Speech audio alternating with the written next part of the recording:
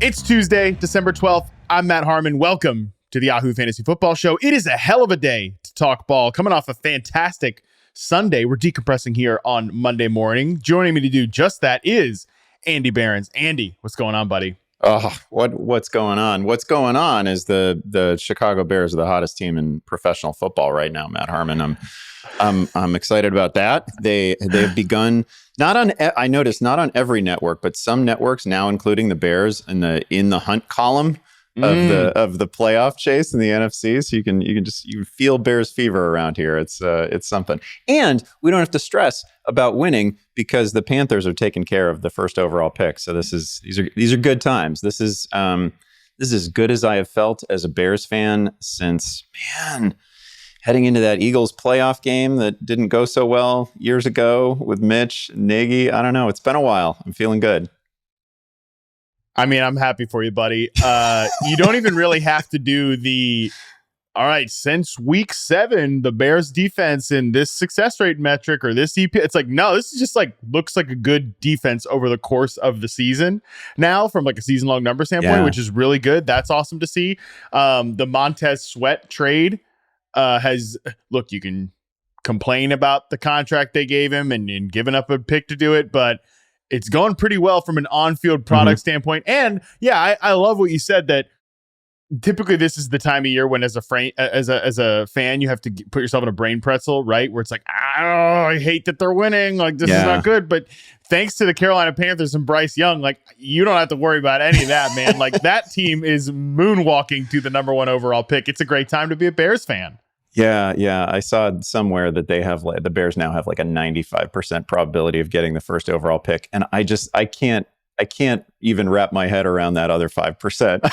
I don't know what that path is. I can't imagine the Panthers winning a couple games. No, that's absolutely not happening. So it's kind of exciting. Someone who may or may not be Thomas Brown, Panthers offensive coordinator, either his fiance or his wife or something like that, allegedly tweeted that we're only calling plays because nobody else wants to do it. That's the state of the Carolina Panthers right now, something to that degree. So I think you're pretty good. That 5% probably not gonna come to pass. Look, we have important stuff to get into in the show, and I know it's fantasy playoffs, so it's serious time, blah blah blah. But just humor Andy for 2 seconds. I have to ask you this question. Let's say the Bears continue on this little fever dream. Justin Fields playing well. Matt Eberflus, you said in week 4 he was done. He was toast. He's not coming back, and no Bears fans want him back. But with the way the defense is playing, I think Fields just, he's shown some legit promise with DJ Moore. What's your dream scenario here for the next month with the rest of the season? And then, what do you want to happen in the offseason? Well, I think the dream scenario is actually that Justin Fields convinces everyone. And listen, he would have to be fundamentally different in the final month of the season. But the dream scenario is that everybody becomes convinced in this final month that we in fact do have our guy. I don't actually think it's an open question. And, I haven't done deep dives on the prospect class yet, but I imagine I'm going to be pretty impressed by one of these top couple quarterbacks. And, I still think it's more likely than not that the Bears keep the pick, draft a quarterback at the top. But I would love for Justin Fields to play out of his mind and for everybody unanimously to say at the end of the season, because I find him very likable. I would love to be able to say at the end of the season, oh, hey, we got our quarterback, in fact, and let's drop a couple spots and let's just get Marvin Harrison Jr. and let's go. That's what I would love to be. I don't think it'll come to that, but that's actually my dream scenario. Yeah, fair enough. You'd get a outrageous haul. Right. For 2 years in a row, you get an outrageous haul for the number 1 overall pick, which is pretty exciting to think about. But either way, man, Fields continues to play like this. People talk about the Sam Darnold trade. Maybe that's a good building block for what the Bears could get for Justin Fields. Look, I know Justin Fields is not perfect, but Sam Darnold was objectively one of the, if not the worst quarterback in the league during his time with the Jets. And Justin Fields is not that. And they got a second and a fourth, I think, for Sam Darnold. So either way, it's a good time to be a Bears fan. Yeah, I don't know. I don't think this is just the meathead Bears fan talking. I feel like Justin Fields has clearly established himself as an NFL starting quarterback, right? Like I don't know where he really slots into. I haven't done a real life ranks in terms of the starting quarterback hierarchy, but he clearly needs to be starting for a team. I don't see 32 better quarterbacks right now. Certainly more interesting quarterbacks. So yeah, they do have a trade chip if it comes to that. But again, I would absolutely love, again, total dream scenario. I would love to become convinced by the end of the season that, man, everything is clicking, and the issues that we'd long identified have been resolved, or are close to being resolved, or have at least been addressed, right? And I do feel like you see a little bit of Justin Fields either getting the ball out quickly or just going, which is what we've sort of wanted all along, right? There's been a lot of that in the last few weeks, so it's all been good to see. But yeah, I don't know. These are good times. The Bears are winning sometimes in really ugly fashion, but it's fun.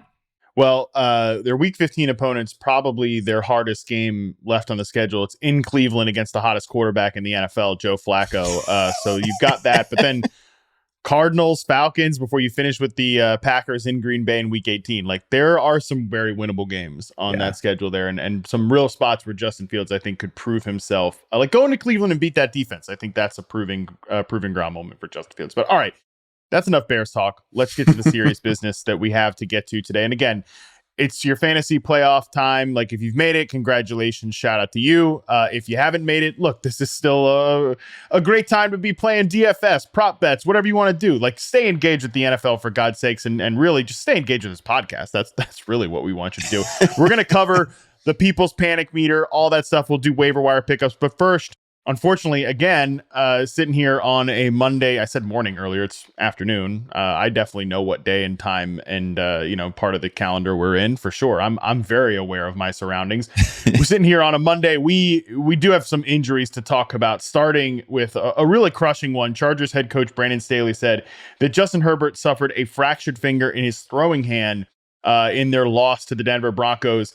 A lot of people have already speculated at it that with where the Chargers are from an in-season perspective, this might be the last we've seen of Justin Herbert this year, which it really does feel like the final blow to a Chargers season that's been disappointing, doesn't even begin to cover it.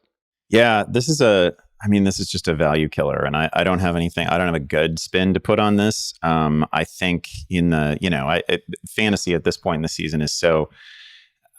I'm mostly like, I'd love to be concerned with other people's teams, but every time we talk about a player, I think about where I have him and what I'm about to do. And like, I'm probably going to drop Justin Herbert in a couple of different leagues where I was, banking on him either being like part of a platoon in the fantasy playoffs, or in one league, a player that I was interested in for next year. But I mean, it's probably a drop now.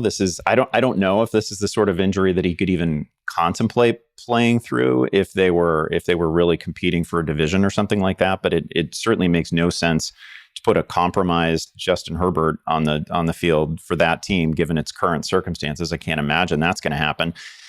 But then we have to worry about the many other Chargers, at least two other Chargers who have been significant fantasy assets, and the overall picture for the offense is just plainly not the same, right? Like, I'm sorry to tie this to some players that we're going to be discussing later, but I don't know how you can't be panicked about Keenan Allen right now, right? Like, he's had this phenomenal season, a season that I don't know that anybody saw coming to this extent, and he still saw a bunch of targets this past week. But like, how can you play him? How can you play him on Thursday night? How can you play him with anybody other than Justin Herbert at quarterback? Yeah, Easton Stick, backup quarterback, his best throw came to Quentin Johnston. Yeah. I mean, talk about a probably that helps no one type of situation. Quentin Johnston getting a downfield target. I mean, Aiden O'Connell versus Easton Stick on Thursday night. Andy, am I skipping another Thursday game? I didn't watch that game live. I mean, we'll talk about some players from that game a little later on in our panic section. Again, another spoiler alert, but I did lay eyes on that game after the fact. I did not watch it at 8:30 Eastern, and I'm thinking my wife's going to be a happy camper for 2 weeks in a row, because we'll be spending some quality time without Amazon on Thursday. I will say maybe that's what that game needs, because without Harmon's eyeballs on it on Thursday night, there was actually a little bit of an offensive explosion, right? Like they hit the game total in the first half. Explosion is a very, very, I mean, Zeke exploded for like 29 touches. How many total yards did he have on 29 touches? I mean, look, he's looking good, but I mean, come on, man. Explosion. Yeah, relative to expectations, it was an absolute supernova performance from the Patriots and Bailey Zappi, right? Like, it was a wild game. So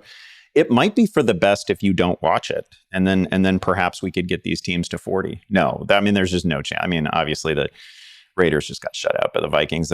And O'Connell seems overmatched, and of course Stick is going to be overmatched. I don't know how many people actually knew who the backup quarterback was for the LA Chargers, but it's a DeLillo name. It's like a fictional name, right? Like, that's I don't know. This is a wild one, and if you wanted to skip it, no one would blame you.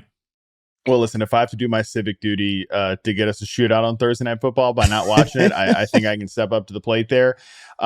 Obviously, we don't need to talk too much Chargers. Sounds like you might want to be talking about the Chargers later. And obviously, we'll be talking about the Chargers and the state of things. We'll have to force Austin Eckler to talk about it into a microphone tomorrow. So we shall do all that. You mentioned that 3-0 barn burner victory the Vikings had over the Las Vegas Raiders. It came at a cost, actually, for two players. First, Justin Jefferson took a huge shot over the middle from Josh Dobbs on the second catch of the game for him, was taken to the locker room pretty quickly. Ultimately, this ended up being a literal hospital ball because he went to the hospital on that outrageous throw from Josh Dobbs, who was unceremoniously benched. Like, Dobbs sanity. What a time to be alive. That feels like 1,000 years ago at this point. Nick Mullins, your boy Nick Mullins, Andy, is back in our lives.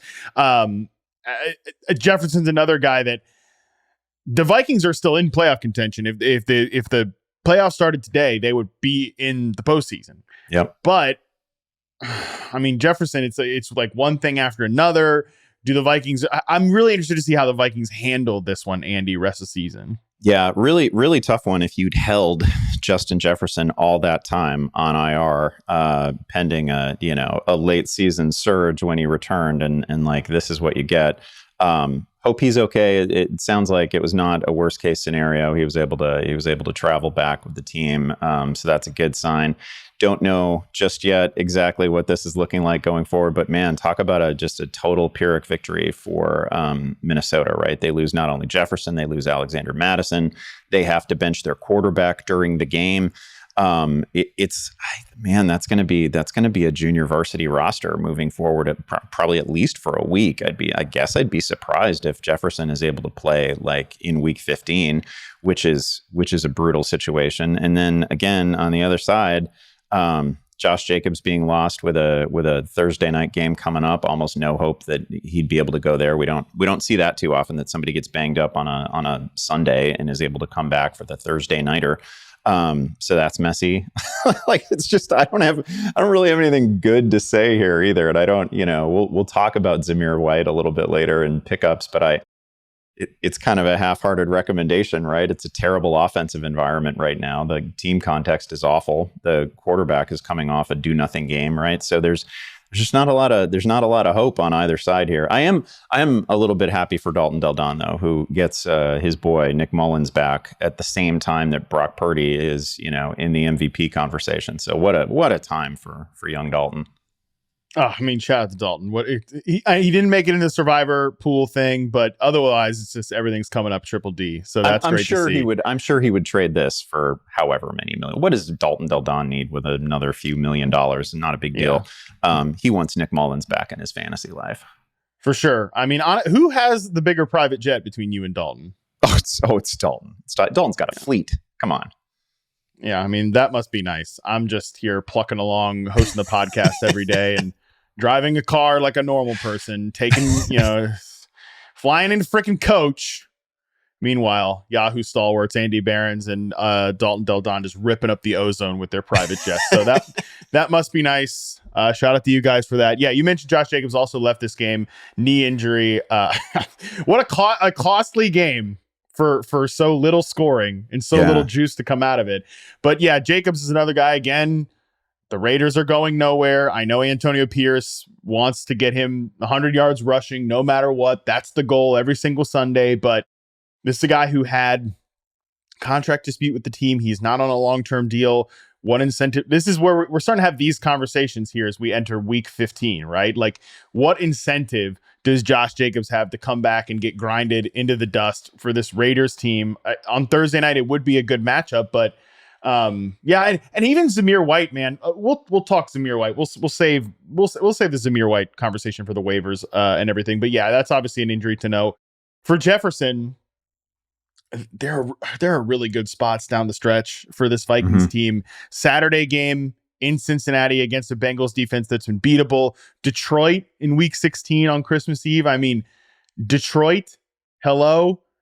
Yeah, that's a good spot. Yeah. Packers in week 17 and then Detroit again in week 18. So it's going to be a bummer if Justin Jefferson is not going to be a part of this. And my big question, Andy, like for guys like TJ Hawkinson and guys like Jordan Addison. I mean, Jordan Addison hasn't had a big game in a long time. He's one of these guys where the season long stats, like right now, as we sit here, 713 yards, 7 touchdowns on 56 catches. Like, all right, that's a pretty solid rookie season. I don't think Jordan Addison is going to be a bad player or anything, but we haven't seen him again have like a big game, a true needle moving contest since that Packers win 24-10, where he had 7 catches, 82 yards. And the week before, obviously, he went off against the 49ers. So it's been a minute since we've seen real positive things out of this Vikings offense. And he's somebody I'd be like, all right, I'm probably not starting Jordan Addison in my fantasy playoffs. Yeah, he's had a couple of near misses, but he just has not survived this, between the absence of Kirk Cousins and the absence of Justin Jefferson, which of course Jefferson being on the field makes life easier for everybody.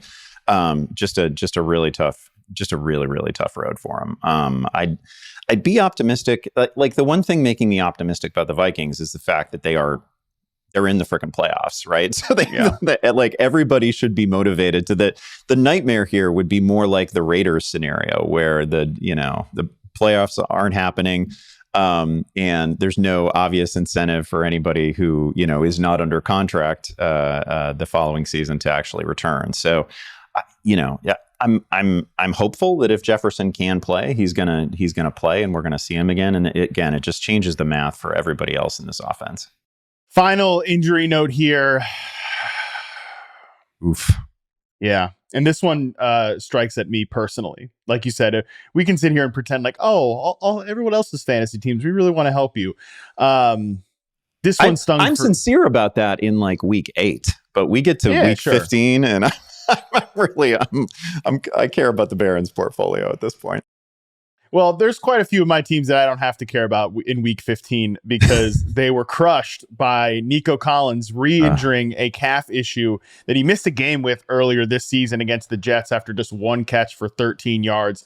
Later, CJ Stroud entered concussion protocol and left this game, and we were back to Davis Mills time. That doesn't feel good. Suddenly, like out of nowhere, this wonderful Houston season suddenly seems like it's kind of on the brink here with these injuries. And I have a lot of thoughts about this. Obviously, I will just say, Andy, this one actually might be on me. This one might be literally my fault. We had like a friend's dinner on Saturday night at the house. We hosted everybody, and my friends are like, "Oh, you should say grace, before we all eat." Kind of like, I'm being a sarcastic jackass. Everybody do the whole thing, and I'm like, I am extremely thankful for us all being gathered here today, but not as thankful as I am for Nico Collins and Brandon Ayuk, because these guys are like all fantasy players and stuff like that. So I'm being a jackass about it. And what happens on Sunday, Nico Collins gets injured, right away. And I lose multiple leagues because of it, lose a playoff spot in at least 1 or 2. I think this one might be on me. I think I might have cursed Nico Collins. I also think I might need to go back to church because of this. Yeah, I think that's probably a given. This is just brutal, and you can't assume that Nico Collins is going to be again. We're having this conversation early on Monday afternoon. Nothing official just yet, but re-aggravating an injury like that, not good. CJ Stroud, of course, getting thrown into the concussion protocol in the same game, not good. Pretty bleak outlook now for that offense, because I'm not particularly interested in the running game if CJ Stroud isn't going to be able to go, and if we don't have these you could tell yourself a story about how the Texans could go on without Tank Dell, but I can't really tell myself the same story about the Texans looking at all like, the best version of the Texans without Nico Collins and Tank Dell, two just irreplaceable essential players. I mean, we can name the other receivers on this roster, but that doesn't mean that they are the equivalent of, there's nobody who does what Nico Collins can do, and there's nobody who does what Tank Dell can do. So like, fine, some targets are going to find John Mechie or Noah Brown or Robert Woods, but it's not going to be the same, even with Stroud back. So it's a pretty ugly scenario. And they have those, like, they've got a couple of matchups coming up with the Titans that everybody was just sort of licking their chops for, right? I added the defense because I wanted this end of season stretch here, and just none of it looks good right now. New York Times playoff predictor right now gives the Texans a 41% chance to make the postseason. It's just very crowded in the AFC. Like, they're certainly not out of it. But look, if you wanted to know how good Tank Dell and Nico Collins have been this season, watch that Texans offense against a very good Jets defense. But like, it's nice when it's like, oh wow, Noah Brown pops up for a big game. Ooh, that's exciting when he's like the third or fourth receiver. When Robert Woods makes a couple clutch catches, like, there's that veteran presence. Like, even John Mechie's had maybe literally a couple of moments this season, but then all of a sudden these are your guys, and we've got very Bryce Young Panthers vibes on what's going on with CJ Stroud. Like, I mean, that's where we're at. That's the argument that like, oh, Nico Collins was nobody before CJ Stroud arrived. Like, he's just elevating Tank Dell because he's a rookie too. No, like that's not what this is. These guys were really good players that could go out and win matchups, and I just don't think Robert Woods at this point can go out and win one-on-one matchups. I don't think Noah Brown is capable of consistently winning one-on-one matchups like that. So it's difficult because, like you said, the Titans 2 times in the fantasy playoffs is just like, it's so golden. But Stroud might miss next week, and look, even when he's back, if Collins isn't out there, I think it's a pretty tough spot if you're relying on CJ Stroud as your QB1 in fantasy, which, again, for me personally, I was in at least 2 leagues. Yeah, I'd kind of settled in with CJ Stroud as like a top 6, top 8 fantasy option in any given week, almost no matter what the matchup was. And that's clearly not in play anymore. I mean, these are like, I don't know, I've been a little bit of maybe not to the extent that you have been, but I've been a Nico Collins apologist going back to, my days of having him on a roster in like a Big Ten only college fantasy league. I've always liked Nico Collins. What? Yeah. That was I actually, man, I'm blanking on what year it was, but I had a team with like Isaiah Pacheco when he was not actually a very productive player at Rutgers, but he was all kinds of fun. Nico Collins, and like we used to do, I don't know, it was me and Kevin Kaduk and a handful of others, Adam Jacoby, a couple of Yahoo alums and Yahoo adjacent folks. Did a little Big Ten fantasy league, and I had Nico Collins on that team. I loved Nico Collins.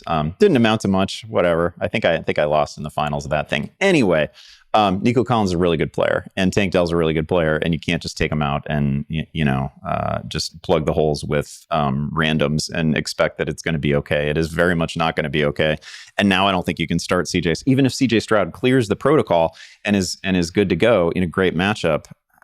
He's probably not going to rank top 12 for me because the receivers are just too sketchy. I'm still a little caught up on this Big Ten only fantasy league. I mean, there's at least there's been some exciting players coming out of the Big Ten. I'm not going to act like they're all Iowa, but on that note, like, did you have any Iowa players on this fantasy? Big Ten only fantasy league? I did at various points. I'm trying to remember exactly what the era was, but I had a lot of Purdue. Weirdly, I may have had O'Connell on this team. I had to look back at it. But good I definitely Lord. Had Pacheco. I definitely had Nico Collins. Yeah, and then I had I don't know. Nobody needs to hear these names. Some of the names are absolutely terrible. Some unfortunate Illinois players on that team, but I was pretty good until I think I got steamrolled in the finals. Anyway, it was a fun league for a little while. James Coe famously over the offseason said, I Nico Collins, who Matt Harmon has a weird affinity for, think that was justified. That's a weird affinity right there. A weird affinity is Big Ten only fantasy league. So yeah, shout out to you on the Nico Collins love there. Yeah, it's a bummer, man. But it is what it is. All right, with that, let's move into the week 14, the post week 14 people's panic meter. Let's address the coping corner, Andy. Look, for one, I was thinking it was probably about time that we can move on from the coping corner segment, because we're going to introduce another segment next week that's kind of coping corner adjacent, but maybe a little bit more utility focused. The coping corner, I think it's, we're even beyond coping at this point, right? Like, you've got a whole offseason to cope. Okay, go home. Yeah. You lose, players let you down. Go lick your wounds in the offseason. Okay, but really, the decision was made with some authority that we're closing down the coping corner. Pollard's playground is closed for construction the rest of the season, when we put the Jets offense in the coping corner last week. On the heels of the Diana Rossini, Zach Blatt, Zach Wilson doesn't want to start or is hesitant to get back in there, that whole kerfuffle, we put the Jets offense in the coping corner. Well, Nate Hackett, saddled up the boys and destroyed the Houston Texans. The Jets, 8th in EPA per play in week 14 on offense, 2nd in dropback success rate, behind only the Dallas Cowboys. 2nd, a 50% passing success rate. The only 2 teams 50% or above in week 14. The New York Jets, the freaking Zach Wilson New York Jets, is one of them. So I think that is a perfect way to say goodbye to the coping corner, as it became one of the best reverse jinxes here at the end of the season. An all-timer. Yeah, absolute all-timer. An all-timer. But I think Zach Wilson and Nate Hackett and those guys being the one to officially close down the coping corner, it feels right. Zach Wilson has, I believe it's a week 16 matchup with the Washington Commanders. And like, he's he does. hanging out there in a bunch of like super flex leagues, in which I'm still alive. And like, I don't know, it's almost going to be difficult not to pull the trigger on a Zach Wilson ad right now. Cause like, he is the guy who gets to throw to Garrett Wilson. He looked fine. Man, the Commanders are so generous, and they're that defense that like deliberately got worse at the trade deadline. I don't know if I have the discipline to not add Zach Wilson. I mean, I'm telling you what, man, if he's out there in at least one Superflex league I'm thinking of, I'm emptying whatever's in the clip for Zach Wilson, which is a horrendous thing that I just said. But like, I added Bailey Zappi in that league, and I didn't even start him last week. But I started Drake London over him, because it was one of those, like, do you start the dusty quarterback or the mercurial kind of wide receiver 3 option? And I I was so pissed from basically Thursday evening Thursday night to Sunday. And Drake London thankfully went out and did something. But yeah, you're in a lot of like. Look at the quarterback situation across the league right now. Yeah. Zach Wilson against the Commanders. Yeah, baby, sign me up. Yeah. We don't really, in a panic meter show, we don't really have a path to talk about Drake London this week, but oh my God, what a game. He was famously Falcons offense. The entire offense is in the coping corner. So if you want to talk about it. Yeah, that's us. I forgot that was us. I'm glad that we are essentially putting the coping corner into the coping corner, because there is at least one player who is currently in the coping corner that I think I need to talk about. All right, let's move into the week 14 performances that left us scratching our head, or maybe we think you might need to panic about these players heading into the fantasy postseason after what they did last week. Andy, you get us started. Yeah. My first name is going to be a player that, I don't know, he's got every reason to not have been at his best in week 14, but man, that was not a standard issue Trevor Lawrence game. And I know that people have been a little down on Trevor Lawrence at various points because he's had so many near misses, but I think he's more than passed the eye test all season. But he had some terrible moments against Cleveland, and that's a good defense, but we have to do the work of trying to separate. Wow, was that just a bad play by an individual, or was that good defense? And there were several, I thought, just bad throws from Trevor Lawrence. And again, he's dealing with what sure looked like a high ankle sprain, and a pretty significant one when it happened. Yeah. And it's a small miracle that he's playing. But he is playing, and he is he was one of the few like starting quarterbacks who's actually left in the player pool who, you know, we took top 12 and has more or less performed to close to that level. And like, I don't know, I've got some teams where I would like to be starting a healthy Trevor Lawrence, but now we have this combination of he's clearly limited to some extent. He's clearly compromised to some extent. And we got the Ravens defense coming up. Like, this is the thing that people had been yapping at us about all year, basically, was that, they get to December and then they've got Cleveland and Baltimore back to back. I get it. He was fine for fantasy purposes against Cleveland, but a healthy Trevor Lawrence has a much better game than that. And now we get the Ravens defense, probably an even better unit. One that was just, Matt Stafford just had a day in a wonderful game on both sides against the Ravens. So I suppose I can argue that they're beatable, but I'm not sure that this version of Trevor Lawrence is the guy who's going to beat him. Yep, pretty concerned about it. Got to be pretty concerned about it. His 20 points was like, actually, I mean, he's been on a solid run since he posted 4.1 first game off the bye against San Francisco 49ers.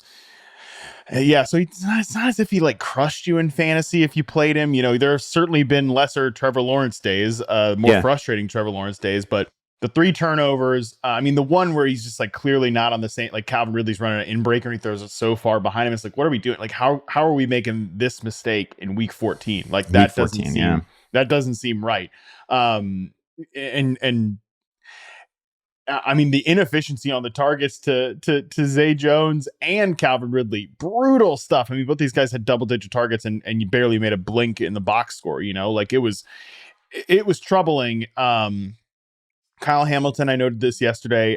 He is, you know, it's not like a season-ending injury, but he could play this week. It's an MCL sprain. He's a super important player to that defense. If he doesn't go, maybe that is. I mean, look, he was banged up in that game yesterday, and Matt Stafford, like you said, had a game against the Ravens. I think when you think about these two teams, though, the Rams and the Jaguars, the Rams have been solving problems and, you know, readjusting their offense from this zone run heavy team that it used to be to like a duo manpower gap scheme under with Kyron Williams back there in the backfield, like getting 5th round picks, like obviously Puka Nacua, but even Davis Allen. I mean, Davis Allen making splash plays last week against the Ravens. I'm like, all right, if some offensive coach and quarterback combination is going to solve the Ravens defense, Matt Stafford, Sean McVay, that makes sense to me. I've seen nothing from this Jaguars team, even though I think Trevor Lawrence is playing fine, but like Press Taylor has been a disaster, I think, as the offensive coordinator. I don't think they can solve the problems that the Ravens are going to present them. Yeah, no, it's funny you mentioned the target totals for the Jags receivers, because every Sunday and Monday when I'm writing the pickups column, one of the little searches that I always do is I just go through and I look at who the most targeted players were, and I could not believe Zay Jones popping up on that list. Not that Zay Jones doesn't earn targets, especially with Christian Kirk out, but he did almost nothing. Like, man, whatever it was, 29 receiving yards on a dozen targets is just 14 targets, 5 catches, 29 yards. I mean, and Ridley's not much better. 13 targets, 4 for 53. I mean, at least like 35% catch rate for Zay Jones, 30.8% for Calvin Ridley. And like some of that's receivers, but like a lot of that is quarterback play. Should he even be out there? I don't know. Yeah, and you know, credit to him for just never ever missing a game at any level, right? Like that's a super important player trait. But man, there isn't, I should recuse myself from any conversation around CJ Beathard. I really like CJ Beathard, but I don't know that Beathard would have been better than a whatever that was, 75%, 80% Trevor Lawrence. But man, Trevor Lawrence did not look like himself, and I'm terrified of him heading into the Ravens matchup. Yeah, I think Beathard is also dealing with like a little bit of an injury or something like that. So that maybe if he was fully healthy, we're not having this conversation. They just play him and like take the lump for 1 week, but it's not what happened. And it would definitely make me very nervous about playing any of these guys against the Ravens. But certainly if you're relying on Trevor Lawrence as a standalone quarterback one, that would make me nervous, what we just saw last week. I'll throw another one out there. DeAndre Swift, Eagles running back. Yeah. He's a guy that, I mean, his week 2, 28 carries, 175 yards and a touchdown performance feels like a very, very distant memory. I wrote in my Care Don't Care recap column, was like, the Eagles run game, I can't even call it like a ghost of its former self, because at least a ghost, resembles what it wants. Like it's a dead representation of a former living person. Yeah, let me explain to you what a ghost is here in week 15. And this Eagles run game looks nothing, doesn't resemble anything like the unit from last season. It's one of the many kind of systemic, I think, issues within this Eagles offense and within honestly this whole Eagles team that's making it not the same version that we saw last year as they made a run to the Super Bowl. But Swift has just become a guy that he plays 28 snaps, 51% in the loss against Dallas, 42% in the loss against San Francisco. He's gone from a guy that like, is Swift a running back one rest of season, to a guy that, if I had him on a roster, I'd feel terrified to play him going into week 15, 16, 17.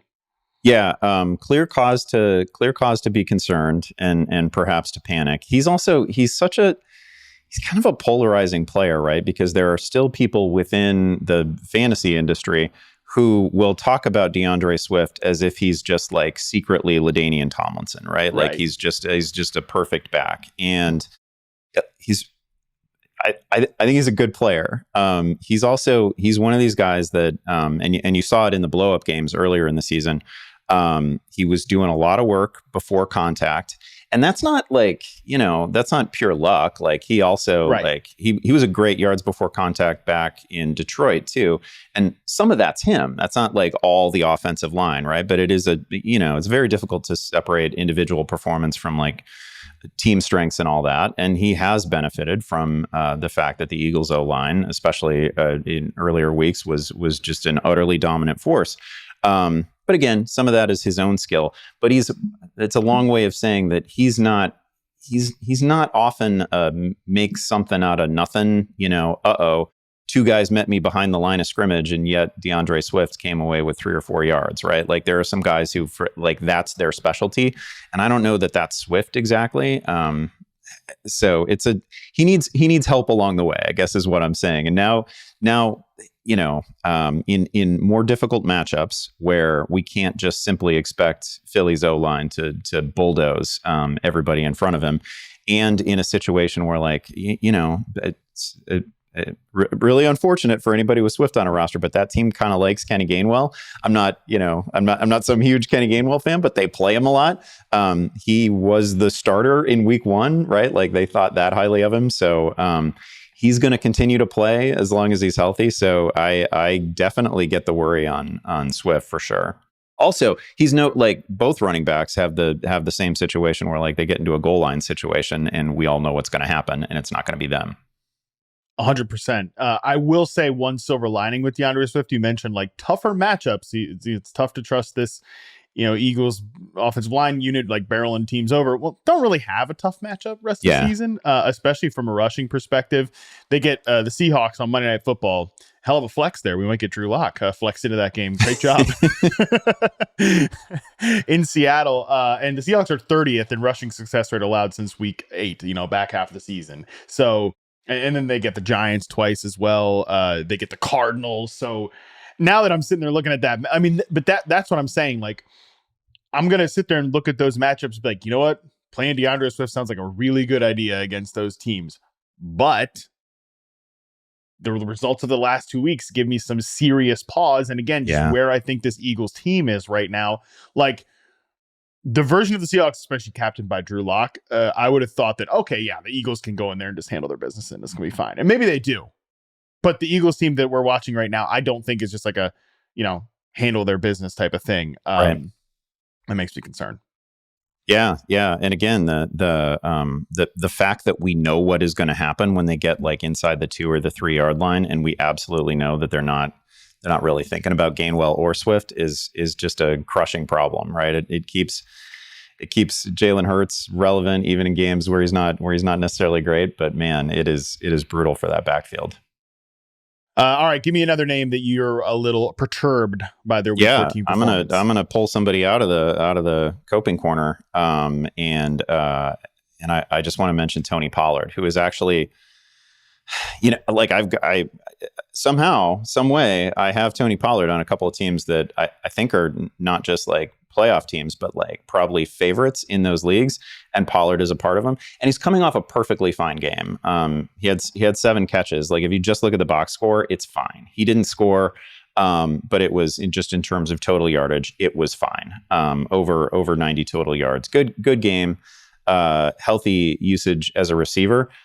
There was a lot of Rico Dowdle in this one.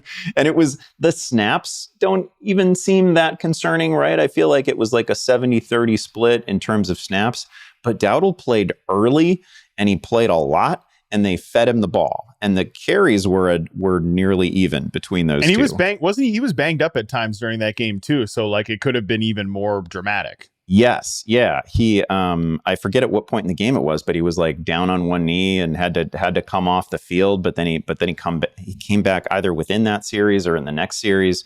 And I don't like, it's not, I'm not somebody, I don't see this great gap between Rico Dowdle and Tony Pollard. I don't know. There have been people that have been calling for more Rico Dowdle all year. I think he's a perfectly fine player. I don't think he's obviously better than Tony Pollard at anything.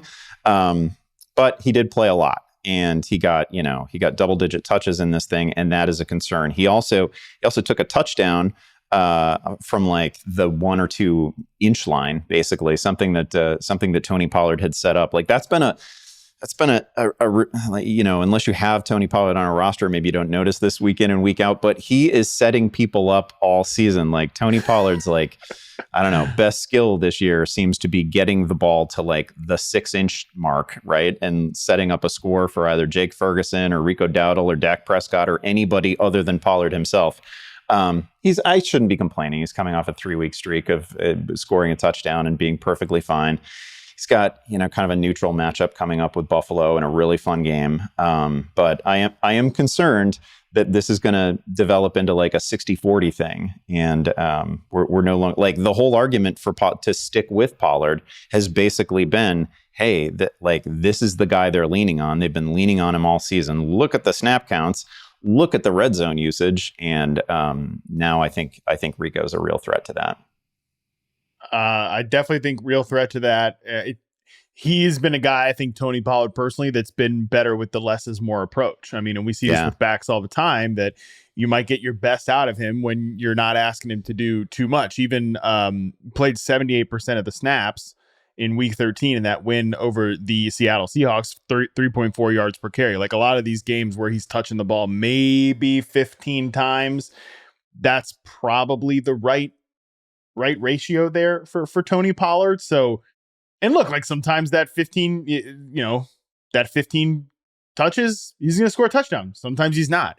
And doesn't it just feel, Andy, like he is going to be the type of guy that everybody remembers how it started, where like some of the, not necessarily how it started because he scored 2 touchdowns on Monday Night Football, but like they're going to remember that long stretch where it was just really not fun to roster Tony Pollard. Yeah. And then there was this like kind of, okay, cool, all things are good. And then he like limps to the finish line. That seems like a fantasy season to me.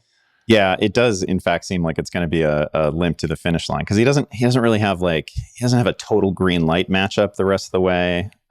This is clearly like, I don't know that it's a deliberate effort to get Dak Prescott the MVP, but certainly Dak Prescott and CeeDee Lamb are like the sort of beating heart of this offense right now, right? And as it is all. Be.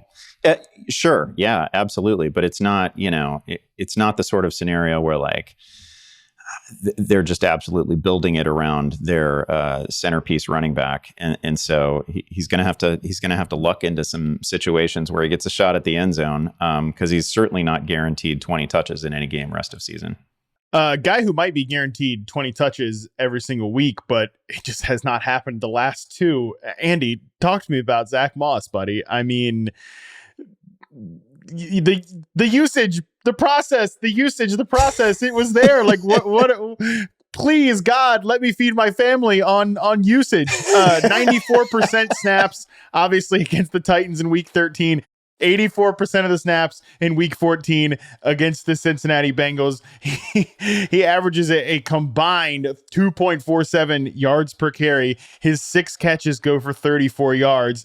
We're not even like, Well, there was a touchdown in there. Nope, no touchdown deodorant for Zach Moss. The rest of the games for the Colts, Steelers, Falcons, Raiders in week 17. Maybe JT is back by then, but it's not as if that Steelers or Falcons matchup is necessarily like a, oh boy, we can really get it going here. So, Andy, what did we say about Zach Moss? Because we were all gassed up about Zach Moss and the role with JT out, and the role has been there. The results have not been, but I mean, dude, you know how this stuff works. By the way, you all out there listening, you know how this works too. This is just the way things go. Yeah. He has this role. He does this twice, but what is stopping him from having like a 20-point game next week? Literally nothing. But nothing. What's stopping you for what is possibly, I mean, I'm sounding like a crazy person right now. What is making you feel comfortable putting him in your starting lineup in week 15? Yeah, the story that you can tell yourself is based exclusively on opportunities, right? Because it was still 21 opportunities against Cincinnati, eight targets and 13 carries, and the prior week it was 22 opportunities. So like, work is definitely coming his way. He is the guy who looked great early in the season for the first month of the season. Like, he still gets credit for that. The matchup ahead is not particularly daunting against Pittsburgh. We've seen. I mean, shoot, we just saw Zeke Elliott have a huge day on a ton of volume against Pittsburgh. So it's a beatable matchup, and that's the story that you can tell yourself. But it is not obviously about the recent production. It's like a shocking lack of production over the last 2 weeks. It's crazy. We're like, I don't know. I feel like 10 days ago. All week, I guested on a couple of podcasts. I do like a regular radio hit, and literally every show I was on, somebody was asking me if Zach Moss was a league winner, but they were asking it like, tell me why he's a league winner. like they were just assuming, And yeah, this has been rough. Suddenly, Buffalo era Zach Moss has reappeared. The matchups ahead are entirely beatable. If he makes it like to that Raiders matchup with the starting job, that's a great spot. So, I mean, if you're still alive in the playoffs, he's still going to rank. I don't know. He's going to rank inside the top 15 at the position for me, just because there's only so many guys that you can actually bank on getting 20 opportunities in any given week. Yeah, and this is it. If he is another guy that limps to the finish line, it's just the most like fantasy football thing I can remember, because it's just like he has this outrageous start to the season, and it's like, wow, this guy, unbelievable production with JT not out there, and then Taylor comes back and he has a couple of moments with Taylor in the mix, and then he gets completely wiped out of what a journey for Zach Moss. Gets completely wiped out of the rotation there for a minute, and then like, oh boy, Zach Moss pre JT extension, he's back, and it's just like 28 yards against the Bengals, 28 yards on the ground against the Bengals. And definitely that game against Cincinnati. And I'm curious what it looks like. Again, another Saturday contest here with the Pittsburgh Steelers. I am curious to see what it looks like there, because that offense in Cincinnati definitely felt like this looks like a team that's quarterbacked by Gardner Minshew. That's all there is to it. I don't know what to say about anything more than that. But all right. Last couple ones from both of us here, Andy. Give me your final player that you're at least raising an eyebrow at after week 14. Yeah, I don't know how it isn't Keenan Allen. And this is, no fault of his. Amazing season. I think we all might have reasonably expected Keenan Allen to have hit the decline phase by now, right? Aging player. But it's been an absolutely brilliant season, one of his best. Saw a dozen targets in week 14, but moving forward, we're now dealing with Easton Stick instead of Justin Herbert. And I'm not sure that, double-digit targets on a weekly basis are really going to matter. It seems crazy to not try after the year that he has had, and the number of, we don't even think of Keenan Allen scoring touchdowns, but he's got like 7 receiving scores on the season. He's already at 1,200 yards. I mean, just absolutely brilliant year. Had a real shot to finish this season at like a crazy receiving total, 1,500 yards, 1,600 yards. I don't know. Probably not going to get there now. Nothing looks great for this. I don't know. Maybe I'm too doom and gloom about this, but man, the step down from Justin Herbert to Easton Stick is quite something. And I don't really know how Keenan Allen survives it fantasy wise. I mean, it'd be one thing if Easton Stick was coming in there and this offense had looked good, but with Justin Herbert, but it hadn't, and we've been talking about this for a long time now. Okay, Quentin Johnson gets one vertical route.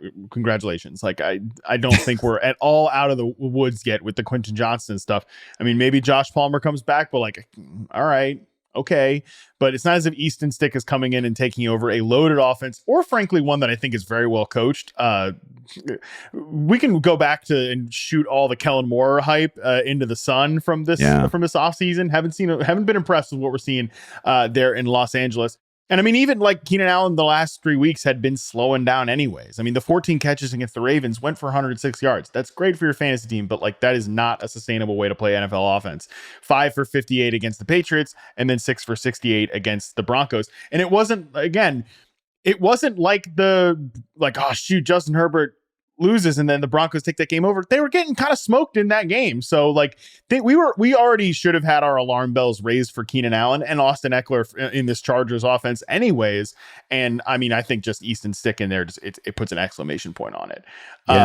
Yeah. My final one is very obvious as well. I mean, it's got to be the Steelers. Look, I know the Steelers are not like mainstays of your fantasy football team like a Keenan Allen type of player, but there are times you can talk yourself into starting George Pickens. There are times you can talk yourself into starting Deontay Johnson. These Steelers backs had been great fantasy assets. Well, your boy Mitch Trubisky, I mean, dragged them into the gutter on Thursday Night Football. Because Bailey Zappi definitely showed up to shoot the over on this one, but Mitch did his part. Mitch knew the assignment. We're taking this game under, and we're not moving the football. I mean, 5.4 yards per attempt for Mitch Trubisky, an interception. He somehow gets he runs in a touchdown. Great. He throws a touchdown to Deontay Johnson late in the game. Great.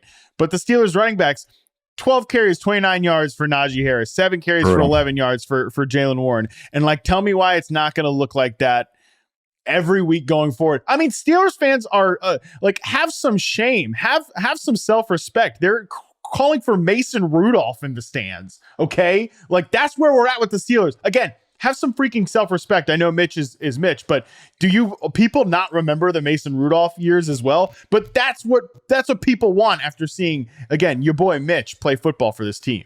That was amazing to me. And I guess I didn't recognize the special relationship that must exist between Steelers fans and Mason Rudolph. But like the idea of a fan base chanting for Mason freaking Rudolph like early in a game was just wild to me, because you know how that goes. That's not like you're not going to get an extended run of excellent play from Mason Rudolph. That was wild, absolutely wild.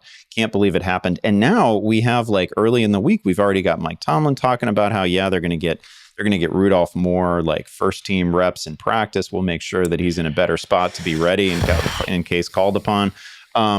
So you're basically telegraphing that, which is fine, right? That Mitch Trubisky has a very short leash, as he should. But it's just, I don't know. Plan B is such a bad plan. I'm with you on this. There's very little hope here. I do have a couple of places where I just have to play Deontay and hope that it goes for the best. I'm not overly tied to the rest of these guys, but I do have a fair amount of Deontay Johnson, and this is a bad situation. Yeah, Colts matchup is great too, because we know the secondary can be beat. We know you can run on them. They're one of the worst run defenses since week 8. They're 31st in rushing success rate allowed. Like this again looks like a great matchup, but good Lord, like you just watch this Mr. Trubisky offense. Yeah. And how is Mason Rudolph even still on this roster? What are we doing here? Usually it's like disappointing day 2 quarterback takes a couple of has a long extended run as a starter, which he did in 2019, and it didn't go well. It's just like, oh, he's still kicking around there. That was 4 years ago. 4 years ago, and he's still on this roster. What are we doing? It's pretty outrageous. I'd feel very concerned about any Steelers players, again, even going into a pretty nice spot there against the Indianapolis Colts on Saturday. So all right. But by the way, and you tweeted about this during the game or after the game. What are we asking George Pickens to do now? Like what are these? What was that? What was that collection of routes that George Pickens was running? That was wild. Like not that he should exclusively be a go route guy, but man, occasionally he's good at it. Yeah, I mean, look, George Pickens remains the funniest player to talk about because like you can't, as I always say, you can't have a normal conversation about George Pickens, but dude. We're also we've reached the point where like he has a dedicated sideline camera, right? Like we're just looking for the reactions from George Pickens on the sidelines between series. Which, I mean, again, can't have a normal conversation about George Pickens, but like he has to be the least pedigreed, least like he has the lightest resume for anybody that we're on like that type of watch for, right? It's like, all right, AJ Brown, is he gonna blow up on the sideline? It's like, okay, this is George Pickens, who is like a perfectly fine receiver, but the George Pickens stuff is so weird. I was at least glad Kirk Herbstreit noted that like he was, because again, saw a few of the clips after the game, dogging on some of those plays too. I mean, just like given not giving a lot of effort, but then again, look at the effort they're giving to get him the ball like that. I pulled up the next gen stats route chart again just to look at it. It's the saddest NGS route chart in next gen history for sure. I mean, I don't even know what you want to call some of these like three of the exact same routes on the right sideline, the little drag route. Pretty rough stuff. What a pathetic offense. I mean, just what a disgusting group of players there. All right. That'll be about enough. We're going to say goodbye to the Coping Corner, as I mentioned, but we will say hello to a new little mini series here on the People's Panic Meter, the Fantasy Forensic Files. As you all know, it's playoffs. There's always that one guy that carried you all season. Maybe we talked about him today. Carried you all season is going to drop an absolute egg in the postseason and be the one to cost you your season. So on Sunday night, Monday morning, during the fantasy postseason, we want to know who is the player that gets you eliminated, who is the one that drags you down to a defeat. You can send your submissions, send your screen grabs, your bad beats, whatever, to fantasymailbag@yahoosports.com. Vent about it. Honestly, like, let it rip, okay? This person disappointed you, let you down. Go crazy. Like, get after it, all right? We want to hear how upset you are. We'll break it down. We'll talk about why it happened. We'll open up our little forensic kit here. You can tweet at us too, Andy Behrens, Matt Harmon _BYB on Twitter. You can send us, if that's easier than email. Again, like, get funny about this stuff. Really air your grievances, and we will again open the forensic kit, investigate why and how this all happened. Yeah, I hate to demand that people create the content for us, but man, what a like I really do want some videos. I really do want some voice memos hitting us in reaction to elimination games. Absolutely. We need that. And yes, it's week 15, man. Create a little content for us, okay? This is you guys have done great all season sending submissions into the mailbag. So you've been awesome. But look, this is a reciprocal relationship. You give a little bit, we give a lot. We all win. We all have a great time here to end the 2023 NFL season. Let's wrap this podcast up, Andy, with your top 5 waiver picks of the week. Usually I just have you run through the list, but these are actually some pretty interesting names. So I'm going to have you take it one by one here, starting with number 5, Jake Browning. Yeah, I'll start with Jake Browning. And of course, depending on your immediate situation, Jake Browning might be the most might be the most important out of the week. So he's 5 on my list, but maybe that's just a reflection of what I happen to need. These last 2 games have been phenomenal. And in his, like, he wasn't as good, I don't think, in week 14 as he was the prior week, which was just like eye-openingly, jarringly good against Jacksonville. But these last 2 games, he's completed about 82% of his throws, over 600 yards, 5 combined touchdowns. The rushing touchdowns aren't really, like, we're not banking on that. They've been like 1-yard scores, whatever. But 5 combined touchdowns. The team is putting up points.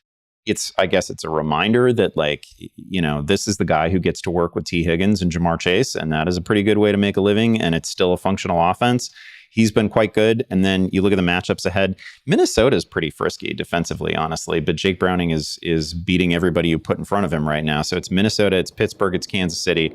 It's not great, but man, I'm going to talk myself into Jake Browning in a couple of places because, again, he's been wonderful these last 2 weeks, and like the receivers at his disposal are unlike those that we find on almost any other team.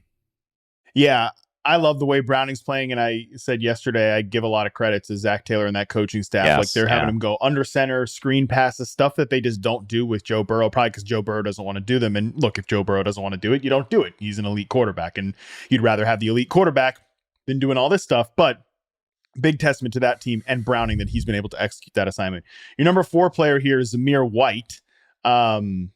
He fits the profile theoretically of the like quote league winner backup running back stash, right? But do you have any concern, Andy? Because I have this concern that like he was obviously a Josh McDaniels, Dave Ziegler pick, and maybe like did they fantasize about starting him over Josh Jacobs? I think that's possibly true. Zamir White, that's going to end up being our guy. And the way that Antonio Pierce and these guys just like wiped out everything that all the mistakes of the Josh McDaniels era, that makes me a little concerned that like, is he going to get the Josh Jacobs workload? But they do want to run the ball there. Yeah, they do want to run the ball. I am not convinced that he just slides right into what Josh Jacobs was doing. I'm not even convinced that he's good by NFL standards, right? He is somebody who has had some really nice moments in the preseason, and then they just put him back in the holster in the regular season. Like he's not, whether that's a case of what he's earned or it's just a case of what Josh Jacobs himself has earned. Like Josh Jacobs is a really difficult player to pull off the field. I get that. So we just haven't seen enough Zamir White to feel particularly confident. I stuck him at 4 here. I think he might be stepping into the largest workload, but I just think there's a pretty wide range of outcomes here. It's not a bad matchup with the Chargers on deck, but then it's Kansas City beyond that. Then it's the Colts. If he is somehow the lead back, going into championship week, it's the Colts, and that's a pretty friendly matchup. I'd like it. Zamir White was a good player at Georgia, not super efficient, anything like that, but he was a touchdown scorer on a great team. Again, we don't as you and I are speaking right now, we don't know how long Josh Jacobs is going to be out, but it stands to reason that he's not going to play on Thursday night because this injury just happened. Again, it's a team that should not be putting players at risk, and Josh Jacobs should not want to be put at risk at this point in his career at this exact moment. So I think we're going to see a bunch of Zamir White. Again, I don't have a read on whether that's going to be full workload. But he's probably of the 3 or 4 backs that I think are really interesting heading into this waiver period. He has a path to challenge for the highest touch total. Second Bengal on the list here, number 3, Chase Brown. The rhetoric around Chase Brown, Andy, has gone from on the Monday night game, like, oh man, 0 RB bros are going to punch each other to try to draft him next year, to like, oh man, never mind. Chase Brown's going to be a 3rd round pick in fantasy football next year. To dude, can you actually kind of start this guy going forward? Yeah, listen. I'm sure I got a million things wrong in the prospecting process heading into this season, but I could not believe that Chase Brown was not recognized as one of the best running backs in this rookie class. Like I couldn't believe that. Where did he go? Like the 5th round? That's crazy to me. Because he never missed last year in college at Illinois. You knew what was coming from the Illini. He absolutely never missed. He had 100+ scrimmage yards in every game. He was great against the best defenses that he faced. Like he was like 150+ yards against Iowa and Michigan. He was outstanding, and you saw like in limited touches this last week. Had the long touchdown reception on the screen that could have gone nowhere, but instead went 54 yards for a touchdown. He finishes with over 100 scrimmage yards on 11 touches. Like that's just I don't even think of Chase Brown as being like super fast or anything like that, but he actually hit the 2nd highest sprint speed of the season, over 22 miles an hour on that screen. He's one of those rookies who sometimes we get one of these fresh legs stories at the end of a fantasy season, and he sure looks like that guy because he spent some time on IR earlier in the year. He just looks terrific right now, and if he's really settled into getting 10+ touches each week for a competent offense, we're going to be flexing him. Your final 2 guys here, Jerick McKinnon. I don't think we need to cover too much on, like, people know the deal with the Jerick McKinnon stuff, but Ty Chandler, your number 1 ranked player here. We didn't talk about Alexander Mattison in the injury section because I wanted to save the Ty Chandler discussion here for waivers. So This hasn't been a fruitful rushing game all season, really, Andy, but we know Ty Chandler theoretically has juice. Yeah, he's popped a couple times this year. He scored a touchdown like a month ago, and he had that big game against Denver. Obviously, everybody has big games against Denver, but the Madison injury really clears a path for Chandler to be almost an every snap full workload guy, and there's just not a lot of those going around. Had a quiet afternoon against the Raiders in a mostly quiet game, right? Only 3 points scored, but the guy's got 4.38 speed. You can see it on occasion when he gets a little head of steam, right? Like it translates to the field. He had a pre-existing role that was sort of independent of any injury issue with Alexander Mattison too, right? He kind of stepped into that Cam Akers workload, which was about a third of the snaps in that backfield. The matchup ahead is Cincinnati. And even though Zach Moss couldn't beat it, it has been a beatable matchup all year, right? They give up like 4.7, 4.8 yards per carry. They've been a bottom third run defense all year. They've been they've been at the bottom of the league against everything all year, basically. Not an overly talented defense. So this is a beatable matchup for him. And again, he's somebody who, of all the players on this list, I probably feel the most confident about. If he gets the starter's role, he's definitely getting 20 to 25 touches. Yeah, definitely a chance that he could end up being that type of back for you. The matchups are great. A lot of green lights there. So it could be a big end of season run here for Ty Chandler. But Andy, hell of an end of season run for the Coping Corner, the Panic Meter, all this stuff. It's been a ride, buddy. And listen, I'm glad we at least got to give you 5 to 7 minutes of Bears victory lapping here in week 15. I feel like we unintentionally did a lot of good for a lot of people in the Coping Corner, right? The fact that was just a springboard to success. As soon as you and I would finally give up on a player or an entire team, the fact that we could launch them to greatness, I feel like we really provided a service. Oh, there were a lot of times where people wanted me like to put, Calvin Ridley in the Coping Corner or Jahan Dotson. I waited way too long to do that. I should have like green lighted these guys. I did not realize what we were doing with the Coping Corner. Right. Right. And it wasn't always right away. I mean, Ramondre took some time. Christian Watson took some time. Tony Pollard even, it was kind of right away. He started scoring touchdowns. So, yeah. I wish we realized the power that we wielded earlier so that we could have used it to benefit ourselves. Exactly. Specifically. I mean, shoot.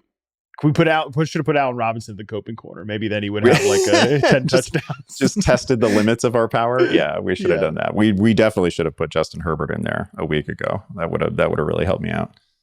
Yeah, big missed opportunity by me personally. I'll take responsibility for that. That's going to do it for today's show. Tomorrow, Eckler's Edge is back. Obviously going to have a lot to talk about with Austin. We'll talk about Justin Herbert. We'll talk about a bounce back performance from him as well. So you don't want to miss this one. Until then, we're out.